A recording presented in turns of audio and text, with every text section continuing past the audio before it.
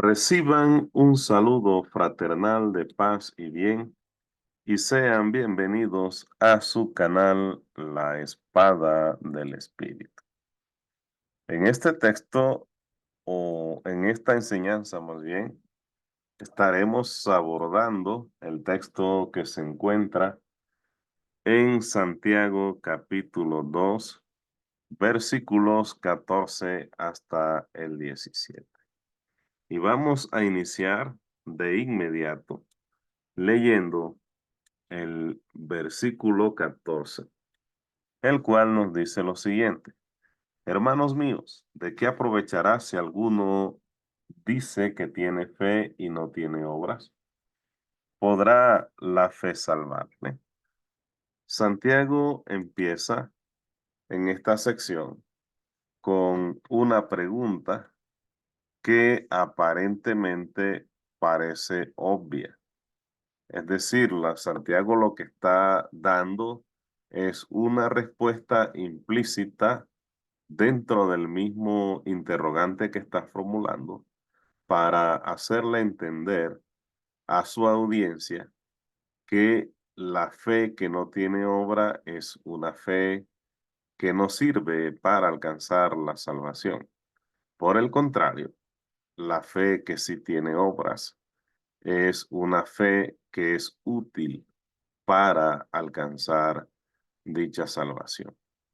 Además, Santiago no está hablando de una persona que de pronto tiene un concepto errado acerca de la fe, es decir, que piensa que la fe sin obras no puede es útil para la salvación. Sin embargo, a pesar de tener este pensamiento, es una persona abierta al diálogo, abierta a escuchar, a aceptar sugerencias y en algún momento puede reflexionar y cambiar de actitud. Está hablando más bien de una persona que tiene un concepto privado de la fe. Entonces, por eso Santiago pregunta que si la fe le puede salvar. Y otra vez es otra pregunta obvia y que la respuesta es no, no puede salvarle. Por lo que ya se dijo anteriormente, es una fe que no es útil para poder agradar a los ojos de Dios. Seguidamente vamos a leer los versículos siguientes, que serían los versículos 15 y 16, el cual nos dice lo siguiente: Si un hermano o una hermana están desnudos y tienen necesidad del mantenimiento de cada día, y alguno de vosotros les dice, id en paz, calentaos y saciaos, pero no les dais las cosas que son necesarias para el cuerpo, ¿de qué aprovechará? Entonces, Santiago a lo largo de su carta hay algo muy particular, y es que Santiago sostiene un diálogo con interlocutores imaginarios. Es decir, ese es él mientras escribe su carta, inspirado por el Espíritu Santo, se imagina que tiene a su audiencia allí y escribe de tal manera que entabla como mm, un diálogo donde hace preguntas que les lleva a reflexionar. En este caso, está tratando de interactuar, manifestándole lo importante que debe ser para esa audiencia, esos receptores de esa carta, el que la fe vaya acompañada de obras.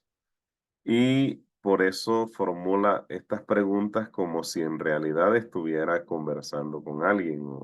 Y además, estos conceptos donde coloca el ejemplo de el hermano que tiene necesidad del sustento diario y está desnudo y está como interactuando con unos interlocutores. Pero estos interlocutores no están presentes. Él se está imaginando su auditorio allí con él en el momento que está escribiendo la carta. Entonces, eh, este aparte nos recuerda eh, una porción bíblica que se encuentra en Mateo 25, del 36 al 41, la cual a continuación va a ser parafraseada. Y este texto dice que cuando Cristo venga en compañía de sus ángeles, va a juzgar a todas las naciones y separará unos a la izquierda y otros a la derecha. ¿Cómo separa el pastor las ovejas de los cabritos? Entonces dirá a los de la izquierda, a los de la derecha, perdón, venid, benditos de mis padres, a heredar el reino preparado para vosotros desde antes de la fundación del mundo. Porque tuve hambre, me diste de comer, tuve sed, me diste de beber, em, tuve enfermo y en la cárcel y me visitaron. Entonces le van a preguntar, ¿en qué momento te hicimos esto? Y dice, dirá el juez, por cuanto me lo hiciste a mí, también se lo hiciste, o por cuanto se lo hiciste a uno de estos, mis hermanos más pequeños, también me lo has hecho a mí. Entonces también dirá lo de la izquierda, apártense de mí, malditos, al fuego preparado para el diablo y sus ángeles. Porque tuve hambre, me diste de comer, tuve sed, me diste de beber, tuve desnudo, me vestiste, tuve enfermo y en la cárcel y me visitaste. Y también le harán la misma pregunta, ¿en qué momento te hicimos esto? Y él dirá, por cuanto se lo hiciste o no se lo hiciste, más bien a uno de estos mis hermanos más pequeños, a mí tampoco me lo hiciste. Y dice, irán los de la izquierda al fuego eterno y los de la derecha a vida eterna. Entonces, en el caso de Santiago, el pobre que está desamparado no es ayudado. Es decir, que Santiago se está refiriendo a un cabrito y es bueno que nosotros hagamos reflexión sobre este texto.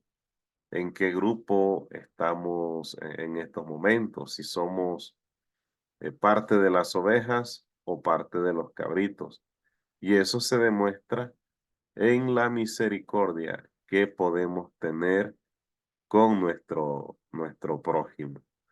Entonces vemos cómo la misericordia marcará la diferencia en el día del juicio.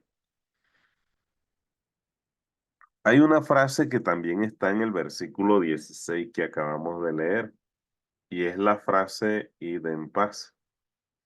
Esta frase id en paz está relacionada con una palabra hebrea, perdón, que significa shalom.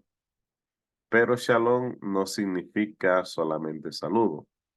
Además de saludo, shalom significa sanidad y significa prosperidad.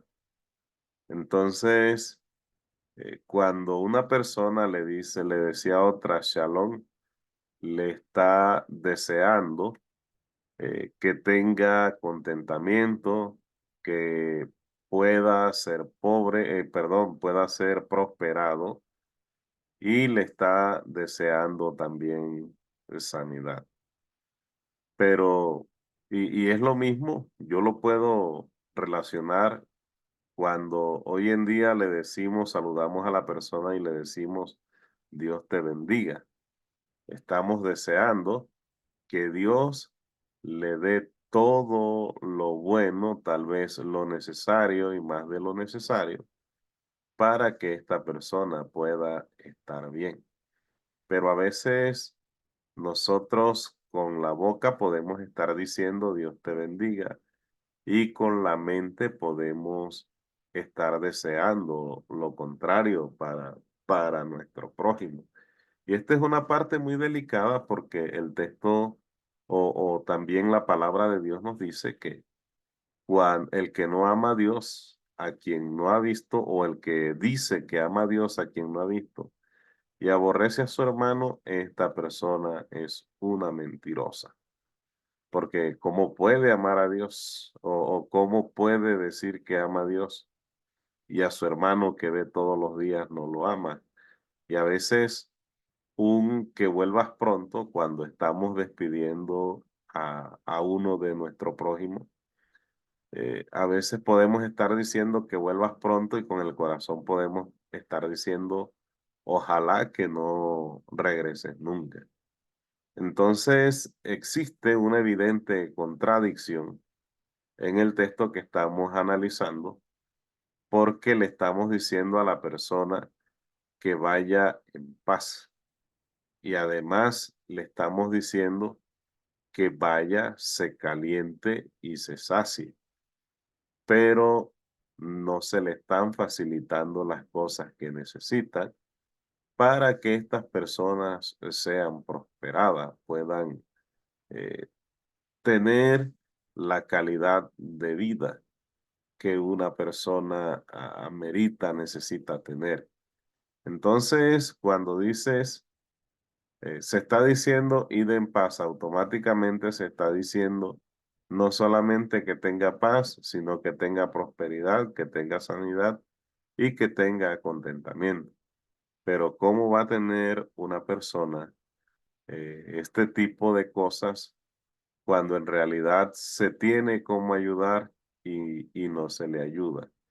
Entonces, bajo este orden de ideas, necesitamos algo más que las meras palabras, que pueden llegar a ser palabras vacías, es decir, palabras que están carentes de sinceridad, palabras que están carentes de amor, porque el amor al prójimo se muestra con acciones. Ese amor ágape del que se habla en las Sagradas Escrituras se demuestra con acciones.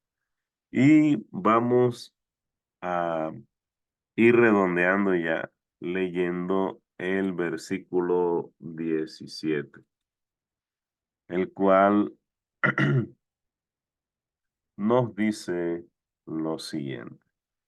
Me regalan un momento, por favor, y me ubico bien en el texto que deseo leer. 17, aquí lo tenemos, dice, así también la fe, si no tiene obras, es muerta en sí misma.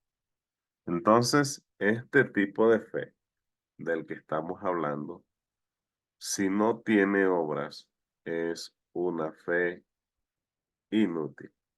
Ahora, al igual que el caso anterior, donde veíamos, o el caso inicial en el que leíamos, no se trata de un concepto temporal, sino de la persona que se cierra en sí misma, que tiene su concepto privado de la fe y no admite sugerencias, sino que prefiere quedarse con ese concepto de la fe, es decir, prefiere morir equivocado.